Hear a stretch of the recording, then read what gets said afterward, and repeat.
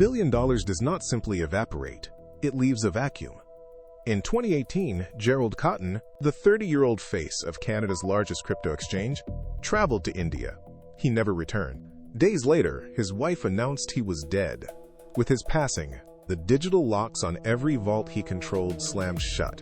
He was the sole keeper of the keys. The encryption was absolute. The assets, intended to be untouchable, were suddenly unreachable. Thousands of users woke up to a screen that refused to yield their life savings. The panic spread through forums and bank accounts within hours.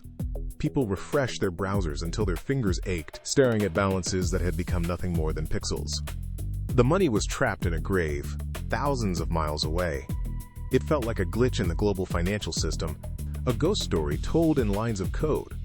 But as the realization settled, the question shifted from technical failure to something far darker. Had he truly taken the keys to his grave, or was this the final move in a game no one else knew they were playing? Before the panic, there was only the golden boy. Gerald Cotten did not just run an exchange, he sold a promise of absolute safety. He stood on stages, spoke to cameras, and convinced a generation that their wealth was safer in his hands than in any bank. His weapon of choice was the concept of cold storage. He explained it to anyone who would listen. Digital assets pulled from the web, locked in hardware, and tucked away from the reach of any hacker. It sounded bulletproof. It sounded like the future. Users deposited their life savings, watching their digital wallets swell with confidence. They believed they were shielded by unbreakable code. But they were looking at the wrong thing. They were looking at the encryption, while Cotten was building a trap. He positioned himself as the sole gatekeeper. No board of directors, no oversight, no secondary verification. He was the single point of failure. Every transaction, every transfer, and every withdrawal sat under his thumb alone. He projected transparency while holding the only key to the door. Thousands of people handed over their future, never suspecting that the man they trusted was the only one who could lock them out forever. The numbers on the screen were a lie. While thousands of users tracked their growing wealth, they were watching an animation, not a ledger.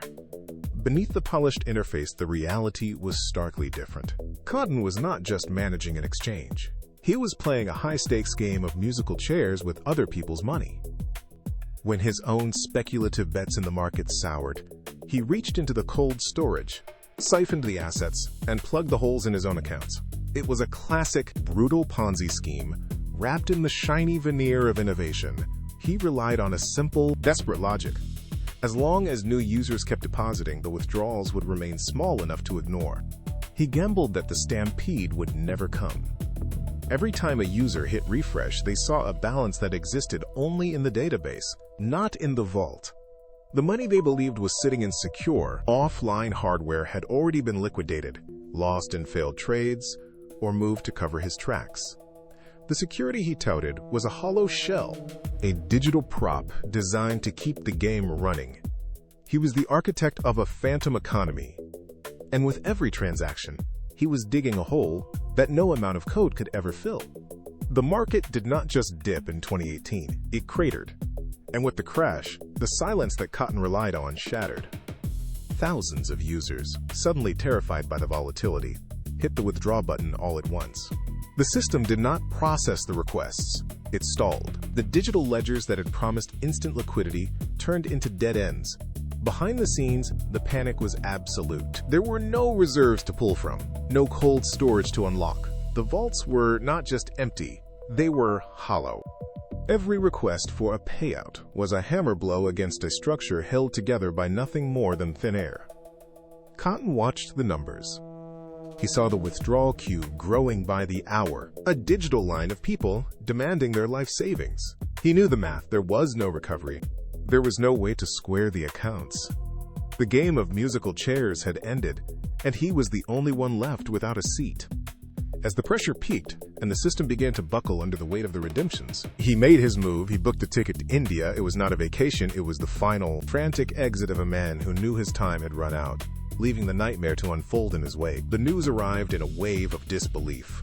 Gerald Cotten was dead. The official report cited complications from a chronic illness in India, but the timing was too perfect to be ignored. For the thousands of users who had lost their life savings, this was not a loss. It was a disappearance. Within hours, the narrative shifted from tragedy to suspicion. Forums erupted. Social media became a courtroom. People dissected the timeline, searching for gaps, inconsistencies, and signs of a staged end. The consensus was swift and brutal. He had not died.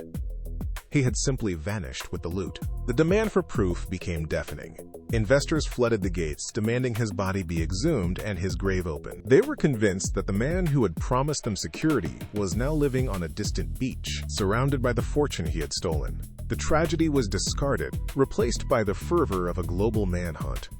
Every rumor was treated as a lead. Every silence was interpreted as a cover-up. The exchange had not just failed, it had become a puzzle, and the world was determined to find the man who had built it, even if they had to drag him back from the dead to get their answers. The truth was not hidden in a grave in India.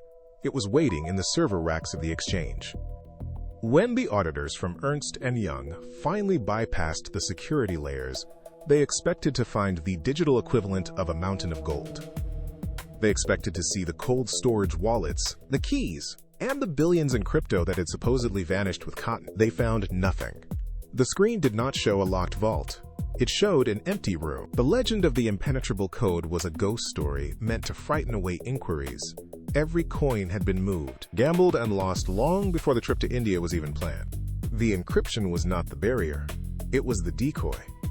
The audit results hit the public like a physical impact. There was no secret cache. There was no clever escape with a fortune. There was only a hollow shell that had been crumbling for years, propped up by nothing but the trust of people who believed in the safety of the system. The mystery of the missing keys evaporated, replaced by the brutal reality of a man who had gambled away everything that did not belong to him. The legend of the master escape artist was just another lie. There was no complex plot to fake a death or live on a tropical shore. The reality was far more mundane and significantly more brutal. Cotten was not a mastermind. He was a man who realized his house of cards was collapsing and decided to slam the door on his victims forever. He did not break the bank with a secret algorithm. He broke it with calculated, persistent theft. The code did not lie. It simply recorded the transactions he made, while he gambled away the future of thousands. The nightmare was not a technical failure. It was the result of human greed operating behind a screen of complexity. Was the tragedy a convenient cover for a grand exit? Or did the architect of the dream die before he could fix his own ruin? The answer lies in the empty ledgers. The code is neutral. The people who write it are the ones who decide whether to build a vault or a trap. What do you think?